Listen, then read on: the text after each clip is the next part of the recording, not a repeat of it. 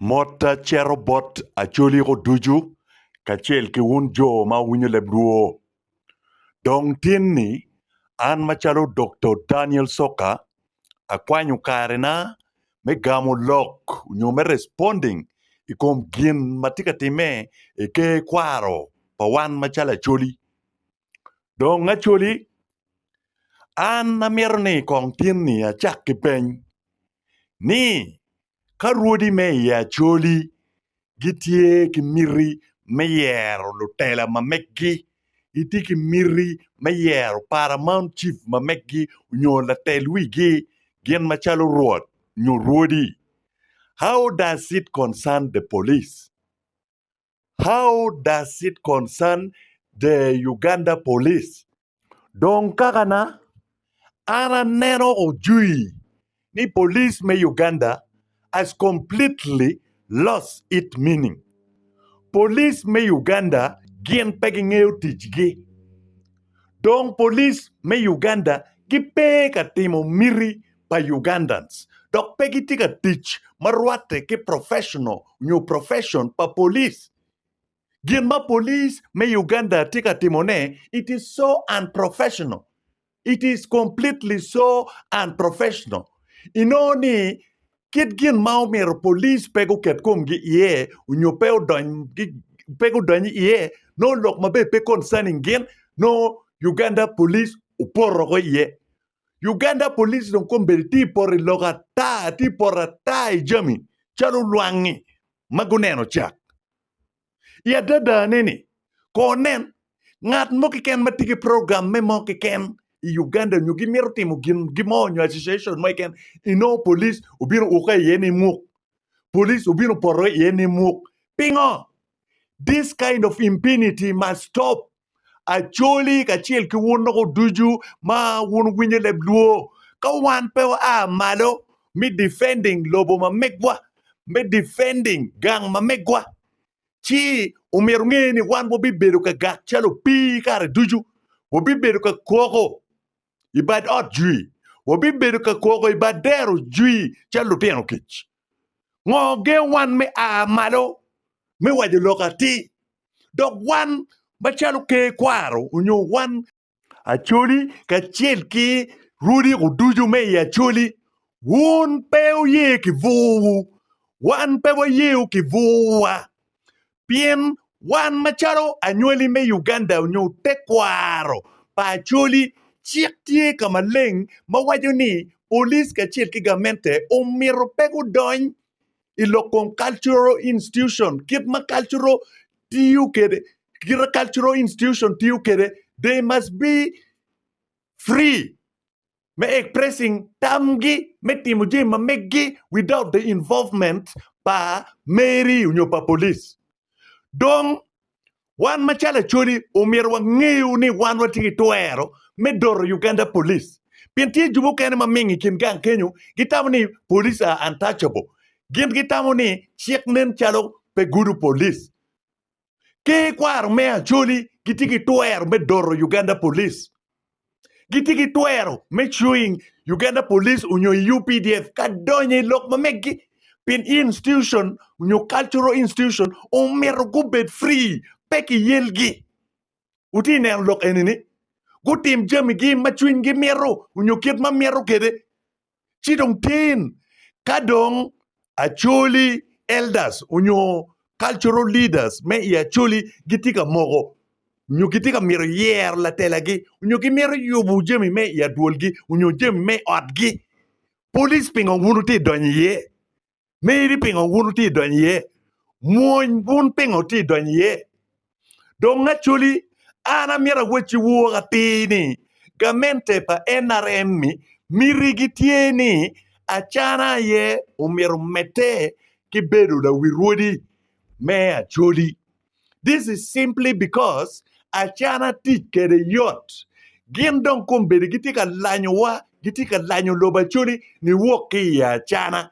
pin ging'eyo ni ka achana tie fut la wiruodi me ya choli gin moke ken ma gin gimiro ki ya choli gibino their interest ubi chope mabe dogi gibi nywara choli kid moke ken ka Rwot Acana ye futika mete kibedo Rwot me ya churi. Donga churi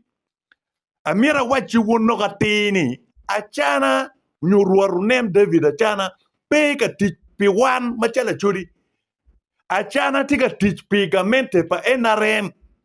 Mana ye tien lok ma weko kare duju wunu neno Rwot Acana maro balalu loya chuli. Mana ye tien lok ma weko pol kare Rwot Acana no tika defending balalu. Ento no achuli tika koge bader. No achuli tika kogo itok ot. Iti nenu gineni ni. Wulti nenu gineni kira let kire. Mege ye tien lok ma weko wunu neno Acana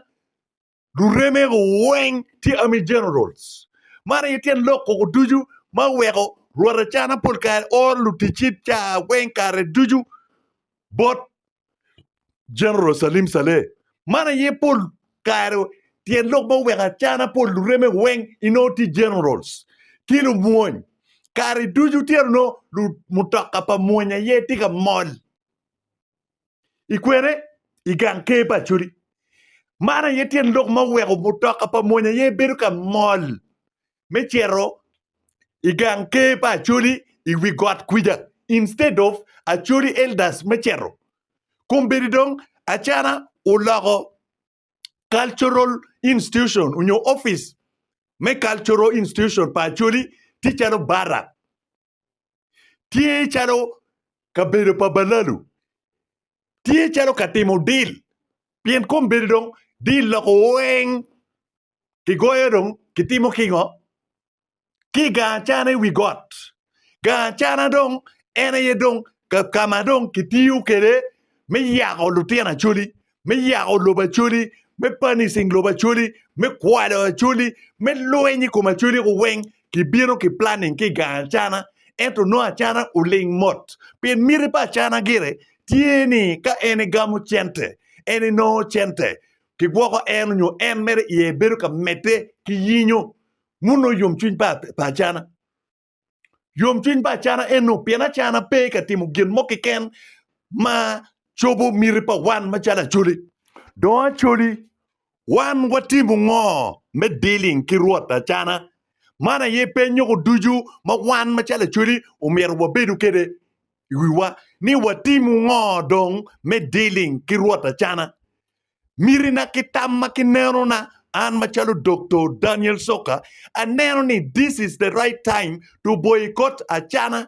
One no duju machala chuli, ma wadek lodge pa Acana, wadek timmaraju pa Acana, wadek kuo pa Acana, wadek biak pa Acana, wadek tim bumi duju, ma Acana tika timone, idikal pa wana chuli, wadek jami duju maraju, ki tik pa Acana matika timone, idikal pa chuli. So, one enemy duju wa ayu malo. This is the right time to boycott Rwot Onen David Acana. One machalu we wa ayu malo duju me wer we me boycotts me wer we me jemo ikum Rwot Acana. One duju machalu politicians me Acholi wa ayu malo me jemo ikum Rwot Acana. One no duju chalu biachara ki institution ma padi duju iloba choli wa ayu malo me boycotting Acana wa ayu malo me jemo ikoma Acana piena Acana ena chili peloyo wana chuli doga Acana ena chili petwer nyar wana chuli Acholi dit loya Acana kare dujo wajuni Acholi dit loya wa AK-47 loyo mudugu moki ken piena choli unodong tie kenyu before yubu AK-47 nodong wan machalo kaka choli watie wan machalo lutieno pa luo lutieno pulum ki lutieno pa labon kikipi unodong wan watie so Acana gin maki nywala so la ten maki nywala ma wan machalo choli nywala pe wiye dit charo loy wan Acholi waju charo lok madling ni yit pe dit karwich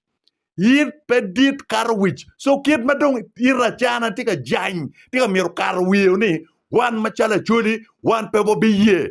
wan wachaku jema kuma Acana tin wachaku boycotting Acana tin Acana pe loy wa wan watkera Acana mir ti interest pa Acholi ento pe ti interest ma mege umnen ni pego marreju mati di Acholi ukitim addressing mana chana kiero udonye office achana tamu pi leon ye kiken achana tamu pi deon ye kiken don wana uduju machala Acholi amira wechi wati ni chake rora chana uchak telo ke kwar me ya Acholi gin moma be machana utimo bot wan machala Acholi peke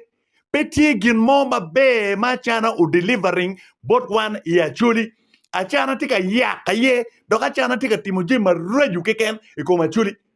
kotam kong unen kong surrounding pachana ko weng no pongkilu kuo keken dok lure machana ko weng no pongkilu kuo keken lure machana ko weng no tie jo magitiki tamarreju ikoma Acholi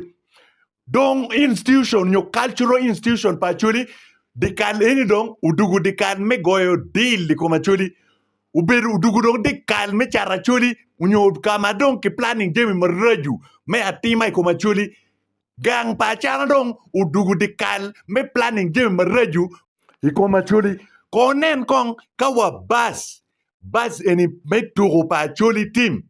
a winyu ni don kumberi achana tika waine ni ruenyo ni bas kichwalo kono i garage kwene ka yubone bas ruenyo chako ruenyo ning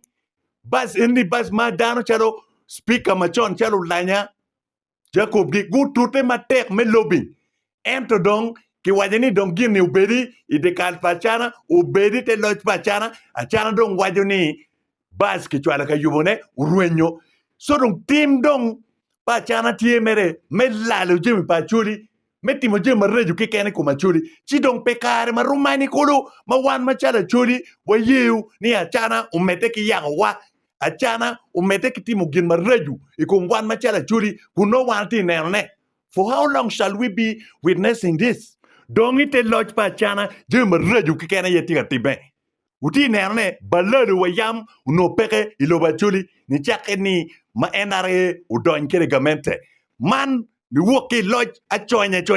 pachana ni woki loj a ta pachana ni kumbidi dong lobu pa Acholi balado yeti kwere ye cultural institution pa Acholi udugu pa balado cultural institution pa Acholi udugu dong barak pien ponki general pa NRA kiken cultural leaders pa Acholi dong ti merbeti mo miri pa balado ento pa miri pa Acholi so wan ko weng bo ayu malo me defending gang ma mekwa mo fura chana peo charo wan ko duju dong amira gam lok pala mat jai moni ma winyu logo ni ka in peti Rwot ya Acholi umiro pe gam lok pa ruodi be ya Acholi that is a lot of nonsense any lok me miu any lok po me ta mo ba pe konyo iti nerne wan machala Acholi watiki tuero me lok duju watiki twer me kwer je maraju duju matika time ikongwan machala Acholi ruodi enu ni gipe ka telo gien chalo ruodi gitika telo wan machalo tena Acholi gitika telo wan machalo luak me ya Acholi don ka ruod woni tika timo gin maraj wan machala Acholi watiki twer weng me kwer ne me jemi kome unyo me taking any action against Rwot pedit loyo kaga Rwot pedit loyo joma entelo ki dano duju mati lobo moke ken gitigi tuero me jeme kom la tela monini me jeme kom la tela manope katimo miri paluak pien la tela moke ken lobo kany tie metimo miri paluak tie me chobo miri paluak doka nien moke ken kala tela dong uchako timo gin mapat dong pe katimo gin paluak pe katimo miri paluak enu ne aye miri nen ni agiki pa la tela ni dong enu dong umegi wa kilu megi wa won mo kene ma ubini media mano mero uteme me bini media kong mano ti soba won ma maro jai wan pa wage won ki maro jai ento bin kong mano ti soba ni mo kene ko bin mano fue pa maro yiro wuni mano fut pa maro jai wuni pa wage won ki maro jai ento ulok gin mukene mati soba pin je mukene mir reasoning mir wayu beleng me loye me defending kido wun mauti lo mero ko alego ni ka ubini media you can look kidano ko timbe pe ko mat en ko wuni ko binu lok kidano u tim lok wo weng ka u dog mat ko na jen dong pepe kare duju ngat mini me bino kan loke media mano mar jay wai kwa ko kwiji wai beche wang da chien wai beche wang chien mano wai kwa ko ni